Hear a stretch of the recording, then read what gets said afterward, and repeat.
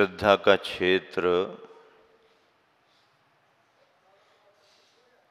अपने लिए भी है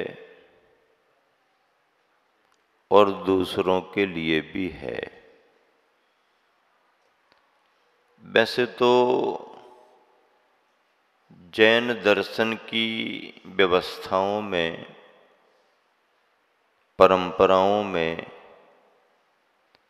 ऐसा कोई भी कार्य नहीं है जिसमें अपने हित के साथ साथ दूसरे के हित का विचार न रखा जाता हो। प्रत्येक कार्य में स्वपरोपकारी भावना है। देख करके चलो, इसका मतलब ये है कि अपना तो भला होगा ही होगा,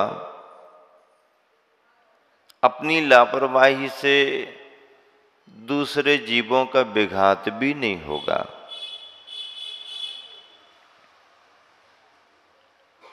देख करके भोजन करो, शोध करके भोजन करो, सोच समझ करके बातचीत करो। इन सब में अपने हित के साथ साथ दूसरे का हित भी समाया हुआ है।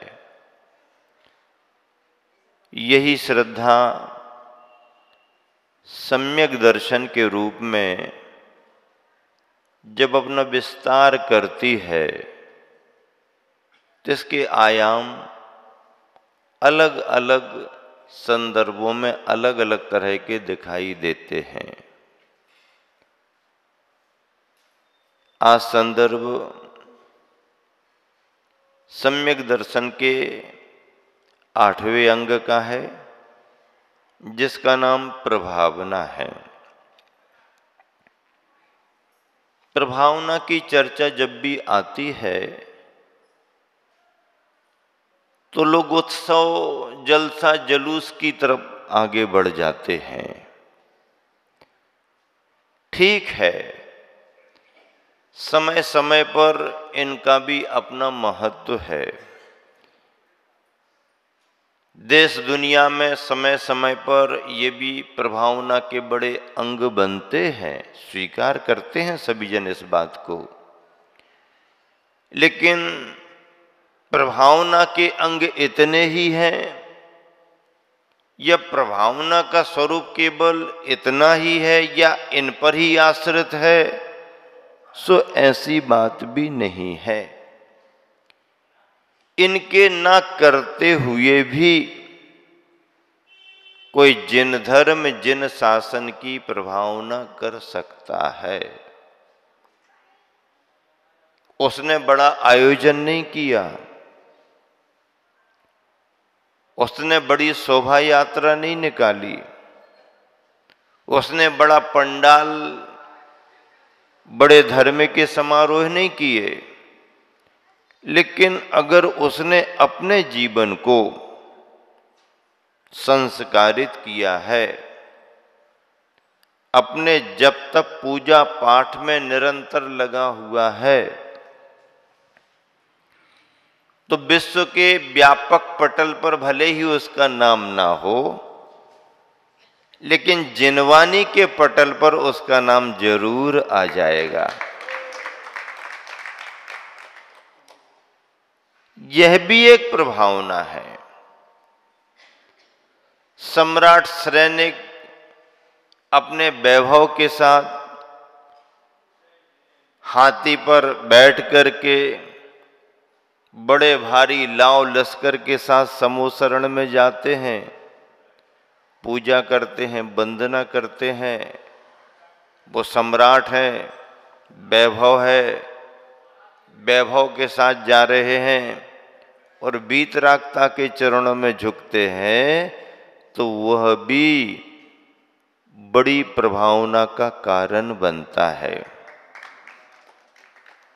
लेकिन सम्राट सैनिक ही प्रभावना कर सकता है, बाकी कोई प्रभावना नहीं कर सकते हैं, ऐसा भी नहीं है। उसी भीड़ भाड़ में फुदक फुदक करके जाने वाला एक मेंढक भी है। उसके पास में जाने के कोई साधन नहीं है, चढ़ाने के भी कोई साधन नहीं है, लेकिन अंदर की भावना इतनी विशुद्ध हुई है कि जब सभी जन भगवान की पूजा करने के लिए जा रहे हैं तो मैं अकेला इस तालाब में कैसे बैठा रहूं? सभी तो जा रहे हैं, मैं अकेला यहां पर कैसे रहूं? मैं अकेला यहां पर रहूंगा तो अभागा माना जाऊंगा, क्योंकि भाग्यशाली लोग तो लाभ ले रहे हैं। लेकिन लाभ लेने जाऊं तो मुझे कौन देखेगा, मुझे कौन पूछेगा, कौन जय जिनंद जोहार करेगा, आओ भैया बैठो कौन कहेगा? हमारा तो वहां कोई स्थान नहीं है। हाँ नहीं है, लेकिन फिर भी भावनाएं विशुद्ध हैं तो कोई ना कोई स्थान बनेगा। और गया गया गया गया, भीड़ भाड़ में कौन देख रहा है? सब ऊपर ऊपर देख रहे, यहां वहां देख रहे। और चलते हुए गजराज का पैर मेंढक पर पड़ गया। अब क्या हुआ? एक्सीडेंट हो गया। हाथी का भाव तो था नहीं, हाथी ने जानबूझ करके भी नहीं किया। अब वो तो भीड़ भाड़ में ध्यान नहीं गया, पैर पड़ गया। मेंढक कितना सा और हाथी का पैर इतना बड़ा, किसी को खबर ही नहीं लगी। हां, किसी ने उसे देखा भी नहीं। पंचनामा पोस्टमार्टम कुछ नहीं हुए उसके किसी परिवारी सदस्य ने जाकर के एफआईआर भी नहीं कराई। किसको पता कहां पर क्या हो गया? लेकिन पता कब चला कि क्या हो गया था, उसके बाद भी क्या हुआ, ये कब पता चला? जब सैनिक समो शरण में पहुंच गया और सामान्य श्रावक बनकर के वैभव तो बाहर छोड़ दिया, गाजे बाजे सब बाहर रह जाएंगे। ऐच द्वारपाल खड़े रहते हैं, ऐच बैंड बाजे बंद करो, समूसरण आ गया, चलो वहीं तक तुम्हारा। नहीं नहीं, राजा के साथ आए, राजा के साथ आए, राजा को अंदर करेंगे तुम सब, भाई यहीं रुको। भक्ति करना हो तो अंदर आ जाओ, बैंड बजाना हो तो 12 करोड़ बज रहे हमारे समूसरण में। कितने बज रहे? 12.5 करोड़। तुम कितने लेकर के आओगे? समूसरण में 12.5 करोड़ वाद्य यंत्र बजते हैं। कितने? 12.5 करोड़। गिनो, गिनते बैठे रहो। चलो तुम्हारे बाहर गजराज, हाँ त्रियंचों की सभा में जाके बिठा दो, वंदना करेगा, सुनेगा। बाकी अब नहीं, चलो बैठ जाओ। सब लाइन से लग गए। सैनिक ने जब वंदना की और चमकते चेहरे वाला आभाबान मुकुट लगाए दैदीप्यमान एक देव सामने सामने बैठा दिखाई दिया, देख करके सैनिक को लगा ये तो कुछ अलग जैसा दिख रहा है, देवों में भी कुछ विशेष दिख रहा है। और मुकुट में मेंढक का चिन्ह बनाए, मामला क्या है भाई? प्रश्न पूछ लिया और उत्तर क्या दिया? दिव्य ध्वनि में क्या आया? हे सैनिक, धर्म के सूक्ष्म रहस्य को सभी नहीं समझ पाते। ये जो आपके मन में जिज्ञासा आ रही है, ये धर्म की भावनाओं का परिणाम है। जय हो। धर्म की भावना का क्या परिणाम है आपको पता नहीं। लाव लश्कर भीड़ भाड़ बहुत थी,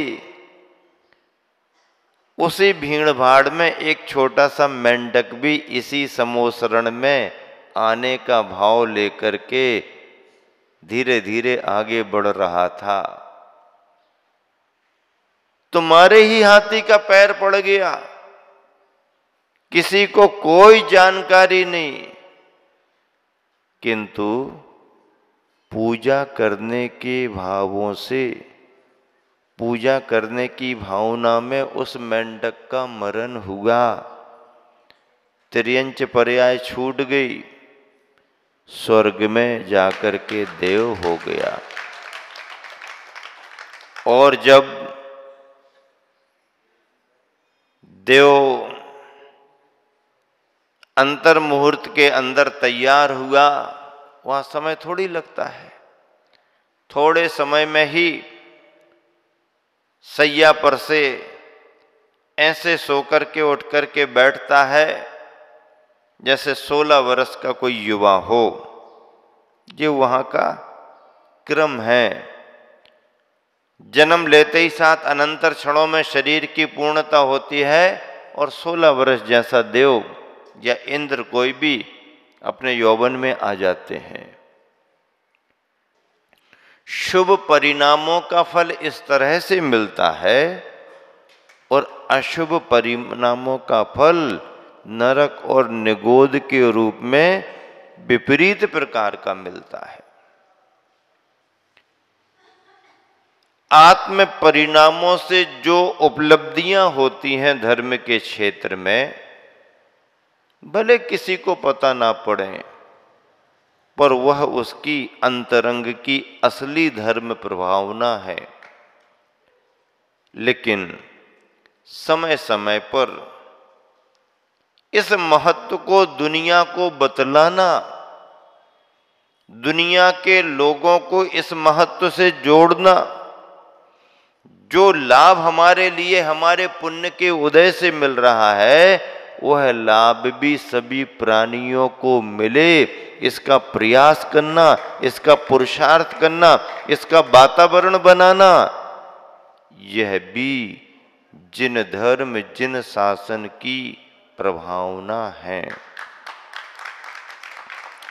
आचार्य समंतभद्र महाराज जी ने लिखा, अज्ञान तिमिर व्याप्ति मपाकृत्य यथायथम जिन शासन महात्म्य प्रकाश स्यात् प्रभावना।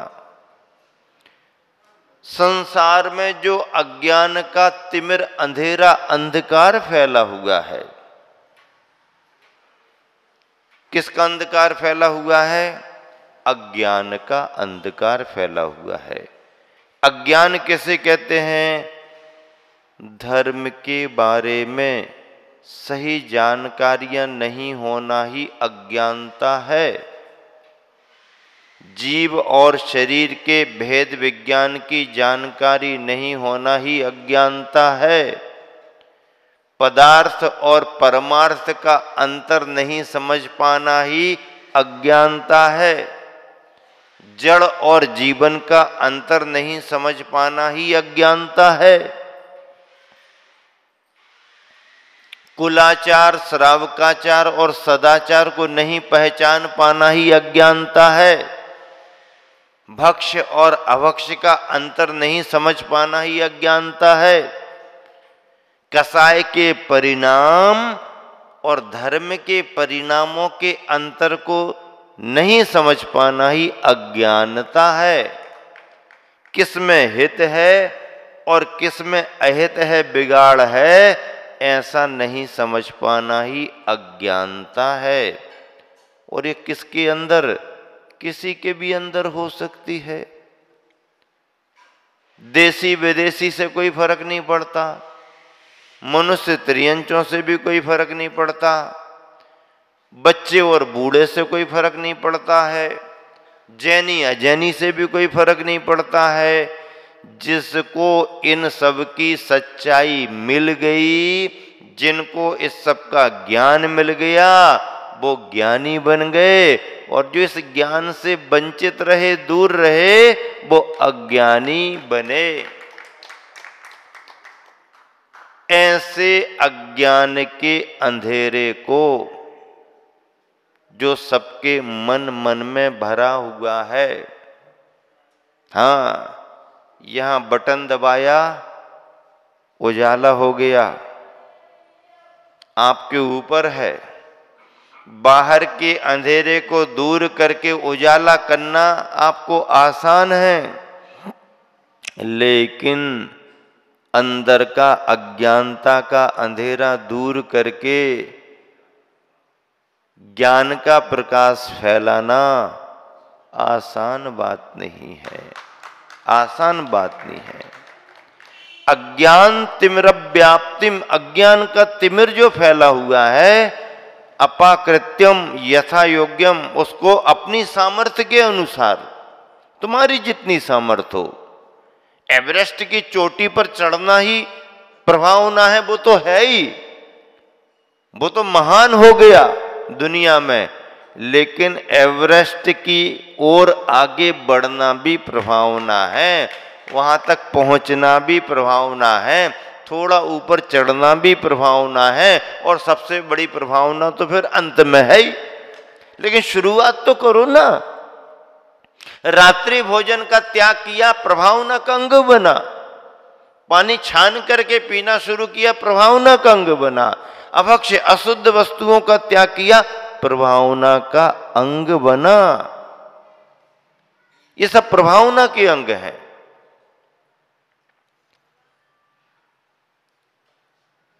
इन प्रभावना के अंगों में आप सबके लिए अपने जीवन को जोड़ना है। जब तक ये प्रभावना के अंग आपके जीवन से नहीं जुड़ेंगे, तो धर्म की सच्ची और अच्छी और असली प्रभावना नहीं हो पाएगी। तीर्थंकर भगवान महावीर स्वामी ने कहा कि व्यक्ति जन्म से नहीं, कर्म से महान बनता है।